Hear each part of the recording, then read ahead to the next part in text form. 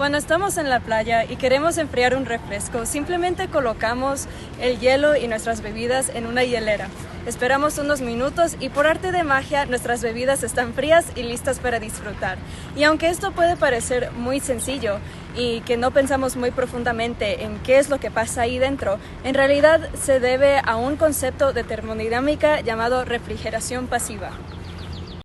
Si bien un refrigerador y una hielera tienen la misma función de refrigerar nuestros alimentos, estos trabajan bajo diferentes principios, pues en el primero se involucra el trabajo mecánico, la electricidad y el enfriamiento de fluidos por medio de la compresión de gases, algo que suena muy complicado, mientras que el segundo sistema solo utiliza el calor de sus elementos para lograr mantener una temperatura deseada.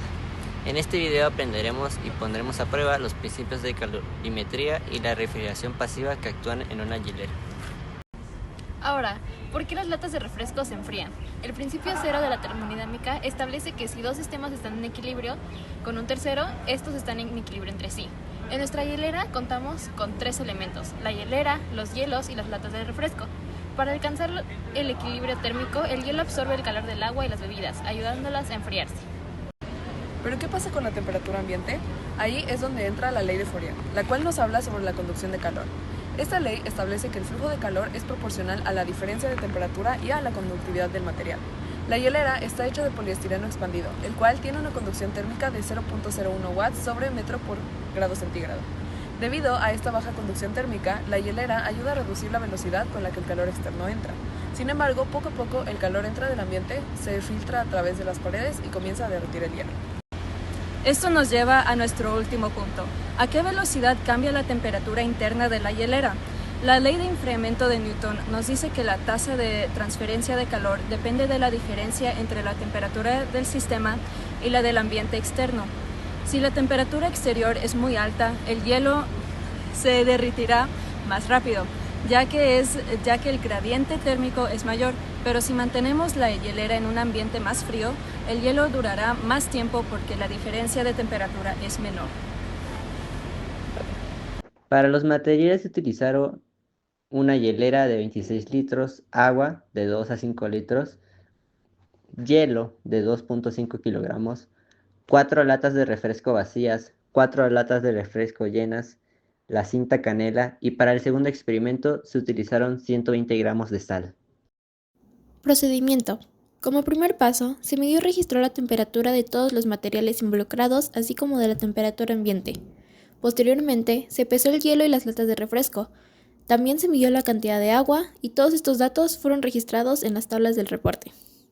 Como tercer paso, se preparó el dispositivo y programa Pasco con los termómetros de acero inoxidable para realizar las mediciones en tiempo real. Una vez que ya tenemos todos los requerimientos listos, comenzamos a vaciar el hielo, agua y las latas en la hielera, para después colocar el sensor del puerto A dentro de esta y dejar el B en la mesa. Así medimos la temperatura ambiente y por último sellamos la hielera con la tapa y aseguramos con cinta.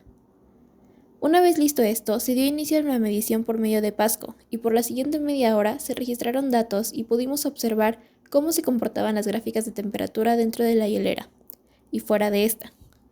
Para el experimento con sal se realizó el mismo procedimiento con la única excepción de que se agregó la sal a la hielera. Al observar las gráficas de la temperatura interna obtenidas en un tiempo de 30 minutos, podemos establecer las siguientes observaciones.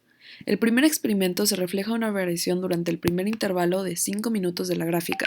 Esto se debió a que el registro de datos se empezó antes de que la hielera estuviera completamente sellada con cinta, por lo que la temperatura interna varió notoriamente.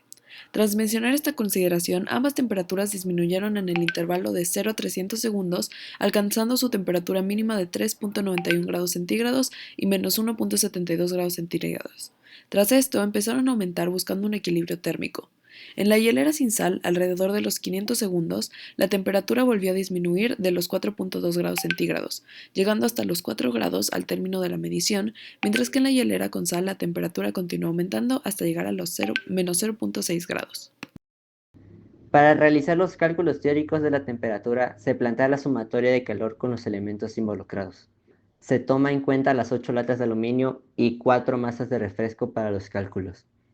Se desarrolla y se despeja para obtener la temperatura final. Como último paso, realizamos la sustitución de valores para obtener la temperatura final.